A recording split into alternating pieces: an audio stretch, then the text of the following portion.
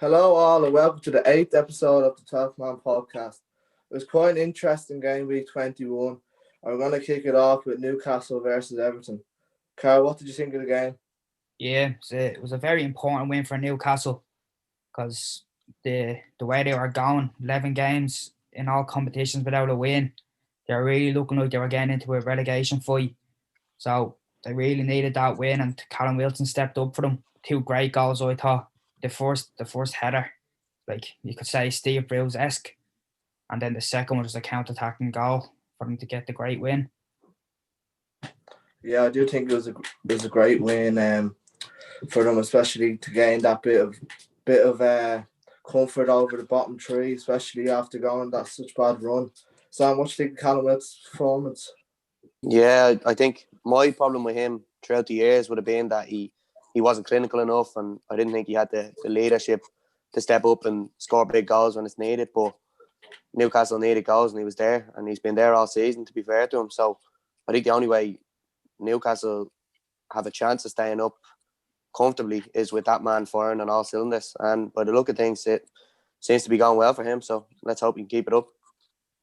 Yeah, I do know a lot of Premier League teams were in for him in the summer, especially with all of his experience. And one team, especially that was in for them, was Leeds. They got a great win over Leicester. They finally beat a top six team. What just make it that, Shane? Yeah, unbelievable win for Leeds. To be honest, I wasn't expecting it. After Barnes' first goal, I thought Leicester were going to keep cutting them open. I thought it was terrible defending for the goal. You know, he picked the ball up at the halfway line, ran basically the majority of the Leeds half. I think he just played a quick 1-2 with Maddison and found himself inside the box to put away an easy enough finish, you know. But again, Leeds, yeah, they battled hard. You know, we all know they're not really known for the defensive qualities. It's more the attacking, and they did show them. I thought Bamford was unbelievable, probably the most influential player on the pitch.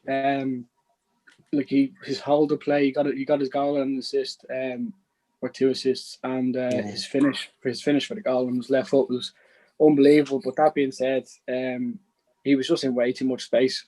You know, Leicester, the Sionku and Johnny Evans be kicking themselves over that, like.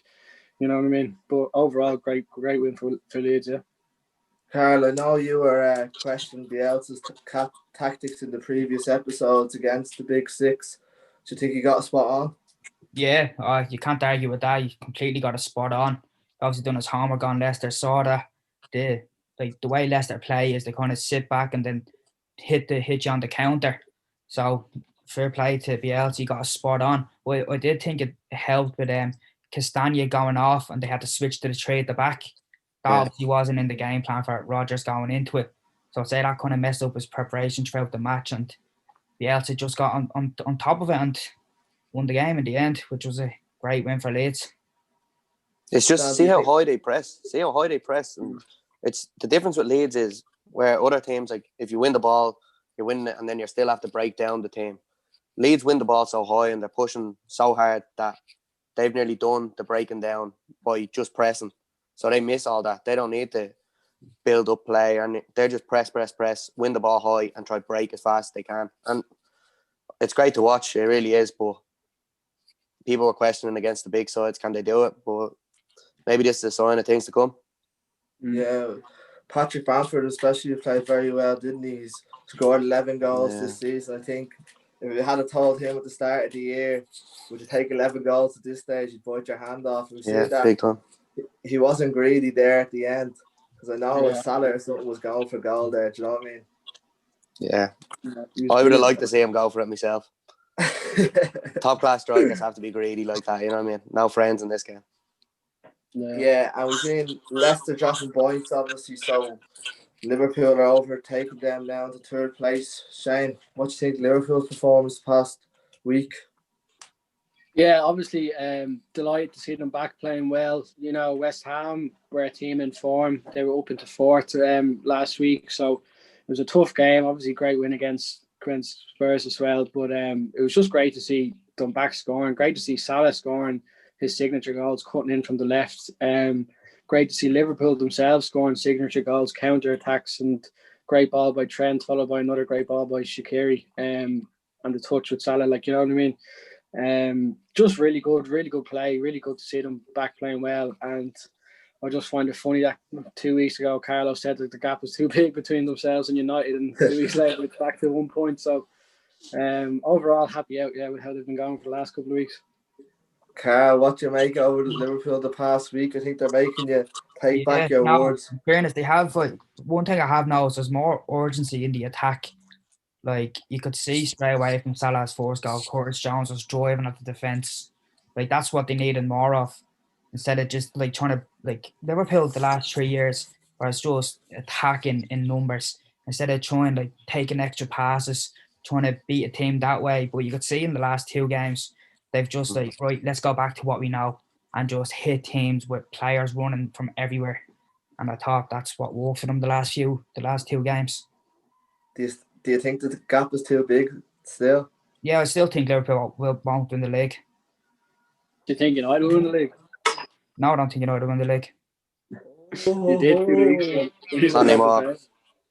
You're giving up hope after a bad performance against Sheffield. No, that's not like what. So man, you're just forgotten about already. You had hope before the Sheffield game, didn't you? I never said I don't have hope. Just that they won't win the league. Well, you had belief that they'd have a chance to win the league. Yeah. You don't know. Well, it's the way City are in form. Can't really look past them. Like, I didn't think Liverpool were unbelievable though against West Ham. I know a lot of people were going away with their performance. I thought they still looked. West Ham were still in that game for a lot of the game, like big time in the game. You know what I mean? Don't get me wrong. The goals were different class, and the counter-attacking goal could be up there with best goal of the season. You know what I mean? Just to see the quality going forward and that pace and the touch and finish, everything. But I still think that midfield, without Hendo in there, now the centre halves are coming in, it could be a different game. But I just don't think Thiago's the man in there without a Hendo in beside him. You know what I mean?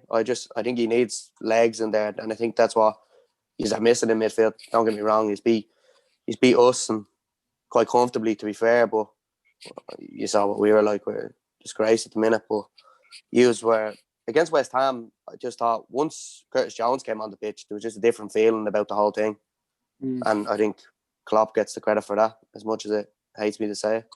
The thing I was most impressed with Liverpool was Mane wasn't there and Fabinho wasn't there. I think people forget that as well. I thought Nathaniel Phillips coming in was immense. Like, his aerial ability, we've seen that from their cross, and there was a 4v1 in the box, and he's just a big lump, and he can use his head and his height. I think his position's very well. But I was a bit nervous going into the game, like not seeing Mane, because when things were going bad 4 or 5 weeks ago, it wasn't Salah and Firmino still having to go, it was Mane. So we seen against Southampton, him and Walker-Peters were having that battle. So like, I was a bit worried, but they done very well. And credit to Divock Origi, he didn't do too bad. He done better than what was expected. Yeah. You have to give a bit of credit to Shaqiri as well. I think he's been playing very well when he's been getting given his chances and stuff. And yeah, Phillips had a great game. I do think he'll be kicking himself over the goal that West Ham did score. You know, it should have been a clean sheet in the end. He should have caught it. He should have gotten his head to the ball. You know what I mean? Robbo got a little touch on that though. It was a tough one for him. I mean, maybe communication or something, but I don't know. It's a tough one. But yeah, that's it. Really, regardless, we got the 3 points, so yeah, that matters in the end. Moving on, we're gonna go to quite a dull game. Arsenal United. Carlo, what are your thoughts of United the past week? Looking at the Sheffield game as well. Yeah. Well, I'd say the Sheffield, like that was a tough loss, obviously. But then the Arsenal game came, I was like, right, this is going to be a true test to the squad and manager. See if they can pull back and get a win after such a embarrassing loss, you could say. But I felt we did have enough chances to go on to win the game, but just didn't take them. Cavani had 2 great chances, and you backed Cavani to score them, but unfortunately didn't go in. Rashford had another chance in the first half that he didn't put away. But it's a draw. It's better than losing, I suppose. But the one thing I can say is we've got 1 point in the last 2 games, and we're still ahead of the champions. So that's progression in itself. So it's the best way to. Obviously, if you're Horrible way to look at it. Obviously, if you're sick, How's that a horrible way to look at it? obviously, if you're Horrible. sick, You were saying that Liverpool need a rebuild and the Oh, gaps and too don't big. even let me get into that because you won't let me say what I have to say on that. So there's no point of going into it. I'm talking about United and you're touching on Liverpool. So touch on United. What do you mean? I just said it's good to see how we can get a point in 2 games and still be ahead of the champions. Is that not a good thing now? Yeah, but the 2 games you have to look at, you lost to Sheffield, who were bottom of the table, and let's be honest, it was an extremely weakened Arsenal squad from what they've been playing. Like they didn't have Saka or Aubameyang, which have been Saka's been their most influential player for the last couple of games. Tierney was ruled out late on just before the game started. It's a weak Arsenal side with a Man United team that supposedly are in form and back to their best. Like you shouldn't be happy with 1 point from those 2 games, regardless. I'm not saying I'm happy. I'm just saying if you're trying to look at just trying to take any positives from it. Obviously you want to be winning those games, of course. But I'm just saying, if you are going to take any positives from it, you can take that, which is a fair point, I think, to be honest. Where was Bruno for the game, man? I thought he was poor all around. Which I one? didn't think he stepped up. Arsenal. Yeah, it was just a poor display altogether. Like as I said, there was enough chances to win it, but they weren't taken. Yeah. And I think United. Arsenal could have nicked one or two as well. I think United need a big rebuild after those two games, to be honest. at least United there's age on their side. They're not all in the late 20s. Yeah. A few 2 young centre backs on the way. Jealousy is an illness, that's all I'm gonna say. Yeah. Sam, are you as disappointed as Carl is with United or what? With Spurs' form recently? Yeah, it's been a tough week overall. I'll tell you that, man. I started with McGregor losing and then went Spurs, Liverpool, horrible, and Spurs. I don't even know what to say against Brighton, to be honest. It took us 75 minutes to get going. We started the way we lined up. I don't know why Jose is going with the only 2 in the middle when I go back to your roots, go back to what was working at the start of the season. I don't know why he's changed it. Since we lost to that Liverpool the first game, he's changed it. From 3 in the middle, he's been messing around it. Puts Sissoko back in the middle, play the 4 boys at the back. Obviously, Reguilon being out injured doesn't really help. But when you're playing people like Rodon and Davies, and you saw what Dyer and Doherty were like against Hughes, and I don't really know. I feel for Jose, to be honest. He's going to get it all in the neck, but there's not much you can do when you have players like this, that defenders that don't know how to defend. You know, Rodon letting the ball run across and Dyer letting the ball against Liverpool, and then yesterday, Ndombele, he tried as much as he could to get around. He was probably our best player in the first 60 minutes. Did he have to come off? Højbjerg didn't look himself. And Vinicius had a good chance, but chances came. They just didn't come for most of the game. You know, what did you think? I was heavily disappointed. Well, they're going to have to be games if you're going to go on and even get top 4 and like your title hopes at the start of the season. Like I think they might be gone now, but they were gone. They were gone November. No, but like they're the difference in the top 4 or not, especially this year how compact that top 4 position is. And I didn't think Brighton were that good. Like they're just normal. Nicked the goal at the start of the game. Would you think that the bust up in the dressing room has anything to do with the lack of form or like the aura? No, see what I'm thinking is Spurs, when you play against Spurs, they've always been nice team to watch and all this stuff, and we've always had nice managers who got on without the players and all. That just hasn't worked. And if it takes Jose to come in, fight with 1 or 2 of them, they react. Maybe Aria comes back, reacts well. I don't know. Maybe he doesn't. Well, did that not work with? It's not like he's fighting with what? When Pochettino didn't win on. Yeah, but he still got you to a position that I've never been in before.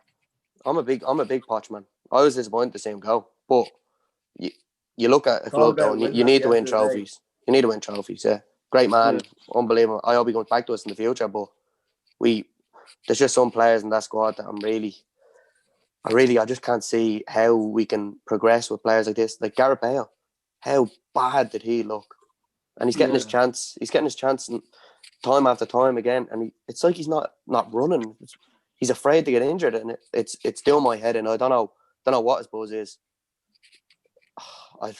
Look, I'm just don't lost get for me words wrong. at it. Spurs, like we all know, you're a great attacking side. Obviously, the loss of Kane, like he's one of the best strikers in the world. The loss of Kane doesn't help, but like the game was lost from poor defending on Spurs side. Like Davies, your man Gross for the goal. Like he got the ball about 40 yards away from the goal and just ran, and Davies was right beside him, just didn't track him at all.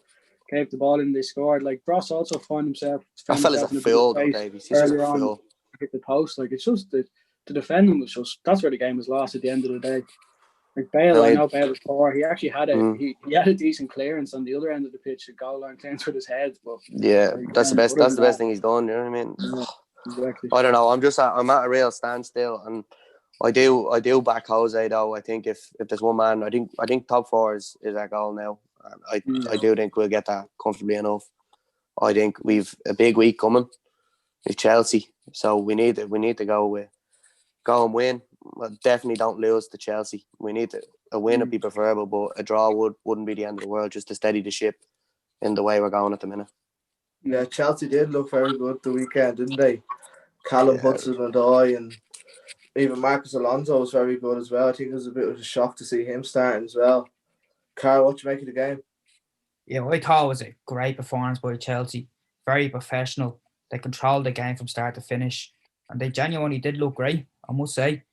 Jorginho and Kovacic in centre mid there, like really, really controlled the game. Jorginho just sat there and just broke everything up and started every attack. Kovacic's bombing forward looked great as well. There was a great balance there in midfield, I thought, and then Hudson-Odoi as well out on the right. Like who would have thought he could play right wing back? Like, he looked like he shouldn't. He looked like he'd been playing there since the start of the season. He was unbelievable. Like I think he only got one assist, but he could have had 3 or 4. Like again, I know Werner comes into the conversation every time we talk about Chelsea, but Hudson-Odoi put a ball in like 8 yards out on the edge of the box, and Werner went to kick it and completely missed it. Didn't even get on target. I think it went backwards away from the goal.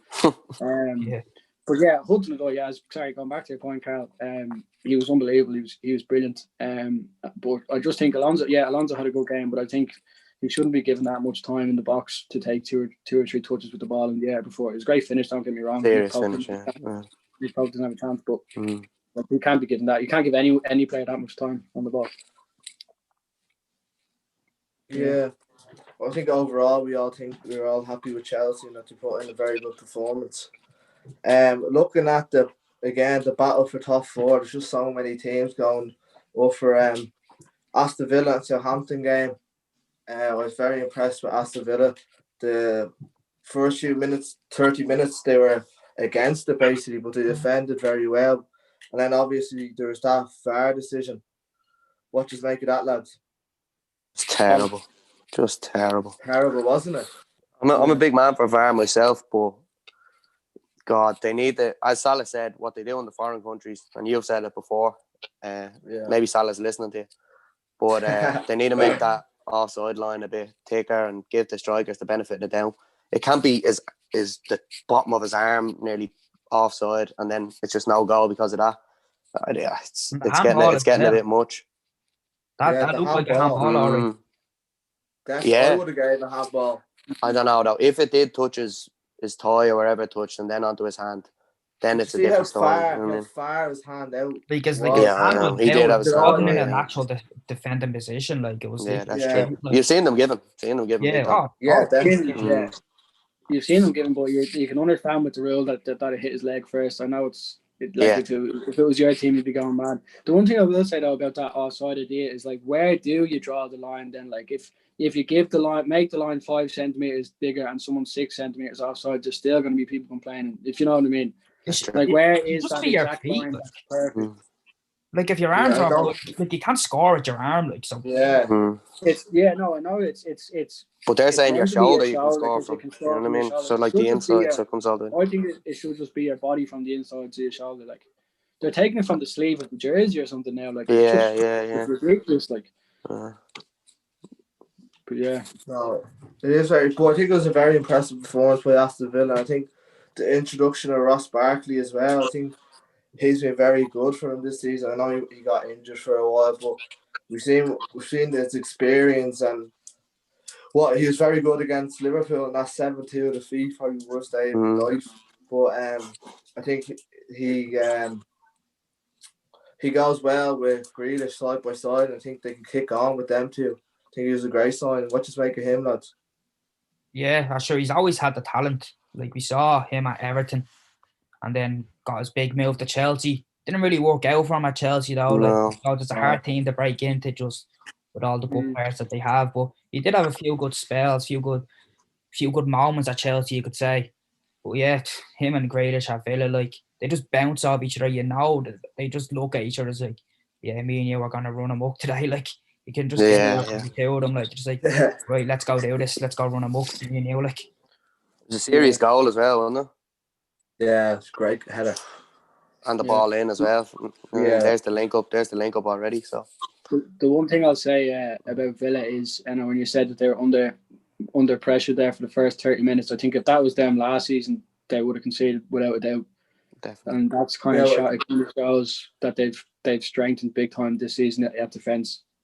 I think that goes side and side with the introduction of their keeper Martinez. I think he's been unbelievable for them. He's the best keeper in the league, like keeper of the season so far. In my opinion, he's unbelievable. Yeah. He's Argentinian, I think, isn't he? Yeah, I'm not pretty sure. He'll feature in the World Cup, I'd say. Like if for Argentina, I think he's Argentinian now. Correct me if I'm wrong, but he's been unreal there. Right, we're gonna leave it at that for today. I hope you all enjoyed this episode. Interesting game weeks coming up. We obviously had the introduction of our last man standing, so hopefully you all got involved in that, and best of luck in that. And please like and subscribe and leave a comment to our YouTube channel. And thanks very much. Stay safe, and we'll see you soon.